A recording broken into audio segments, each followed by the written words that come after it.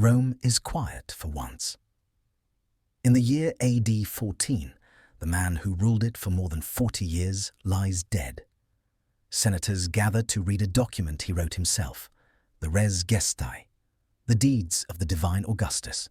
It's part obituary, part brag sheet, carved on bronze and copied across the empire. Line after line he lists not just victories and laws, but payments.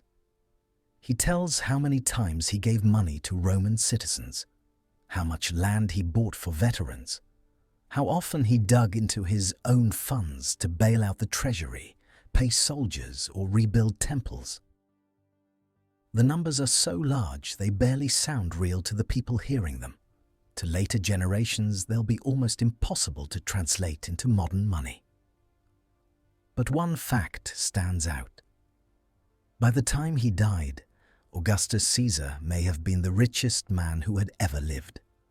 Not because he sat on piles of coins, but because he effectively owned an empire.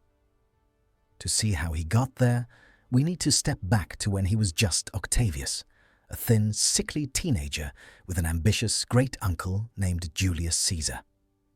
Octavius was born in 63 BC to a well-off equestrian family. Not poor, not royal, just respectable upper class. The turning point came when Julius Caesar, the most powerful man in Rome, decided to adopt him as his son and heir. When Caesar was assassinated in 44 BC, his will did three things for Octavius at once. It gave him Caesar's name, his political legitimacy, and his private estate. Overnight, the quiet teenager became Gaius Julius Caesar Octavianus, Caesar's son-in-law and law, if not in blood. He inherited not just money, but debts, promises, and enemies. With a combination of cunning and luck, Octavian turned that inheritance into a launch pad. Rome descended into civil war. Octavian formed a temporary alliance with Mark Antony and Lepidus, the second triumvirate, to defeat Caesar's assassins at Philippi. Then he turned on his partners. In civil wars, victory brings spoils, war booty, confiscated estates, fines, and forced loans from the rich. Octavian, always presenting himself as the defender of the Roman people, helped himself to the wealth of defeated rivals. The prescriptions, official death lists used to eliminate enemies, were not just about politics. They were about property. Kill a man, and you remove a rival. Confiscate his estate, and you feed your war machine. By the time Octavian finally faced Antony and Cleopatra at the Battle of Actium in 31 BC, he already controlled resources beyond anything a normal noble could dream of. Actium was the final jackpot. When Antony and Cleopatra were defeated and later killed, their territories and treasuries were up for grabs. The richest prize was Egypt. Unlike other regions Rome had conquered, Egypt wasn't treated as just another province. Octavian, soon to be Augustus, kept it close. He declared Egypt his personal domain. Instead of a senator, he put an equestrian, a lower, more controllable rank, in charge as prefect. Senators were not allowed to enter Egypt without the emperor's permission.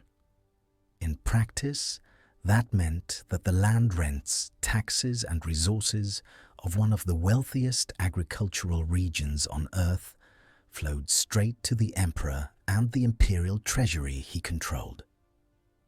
Rome didn't say, Augustus owns Egypt in the way we talk about owning a company. But that's effectively what happened. Technically, everything belonged to the Roman people. Practically, one man held the keys. Egypt's fields fed Rome with grain. Its people paid taxes. Its mines, workshops, and ports generated revenue. That income didn't go through the old Republican channels the same way as before. It went through Augustus. And Egypt was just one piece of a larger financial puzzle he was building. Under the Republic, Rome's public finances were messy.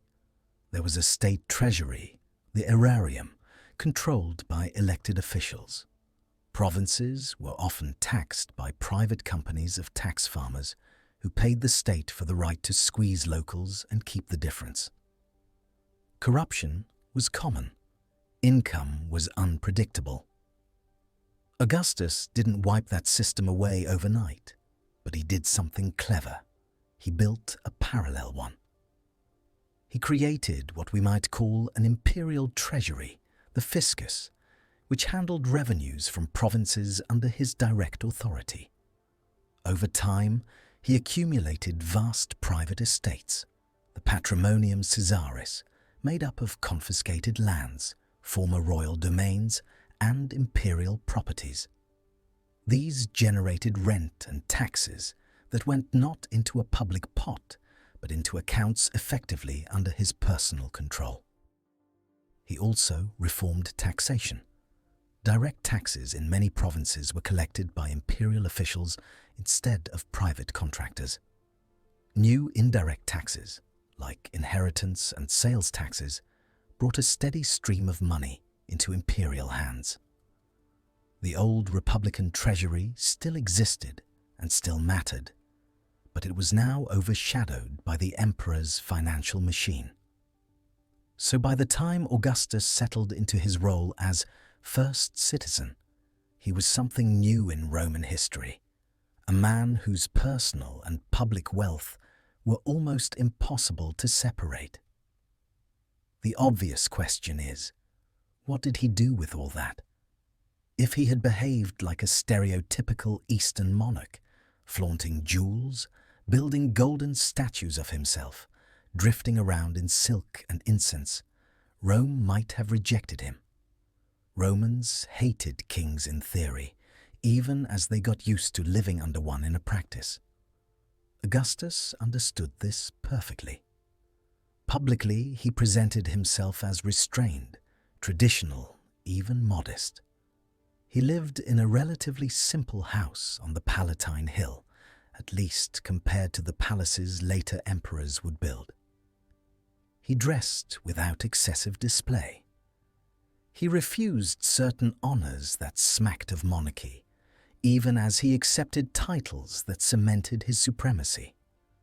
When he spent big, he made sure people saw it as service, not self-indulgence. The Res Gestae gives us a guided tour of that spending. Augustus boasts of how many times he gave direct cash handouts to Roman citizens, lump sums of money distributed at key moments, such as after military victories or on his adoption of the title Augustus. He details bonuses for soldiers, especially veterans, and the huge sums he used to buy land for their settlements. Taking care of veterans was both a moral obligation and a safety measure. A discontented army can make or break an emperor. He also lists donations to the state treasury and the new military treasury, the aerarium militare, which helped fund soldiers' pensions. When the old Republican finances came up short, he filled the gap from my own patrimony, a phrase he repeats with obvious pride. It's propaganda, of course, but it reflects a real blurring of lines. The emperor's fortune and the empire's budget had merged. Then there was construction. Augustus repaired or rebuilt dozens of temples that had fallen into disrepair. He erected new ones dedicated to Jupiter, Apollo, Mars the Avenger, and others. He sponsored theatres, forums, basilicas, and public buildings. Streets were paved, aqueducts were extended, fire and police services were organized. All of this cost enormous amounts of money, but it also broadcast a clear message. Rome under Augustus is rich, orderly, pious, and powerful. He summarized this building program in a line that became famous.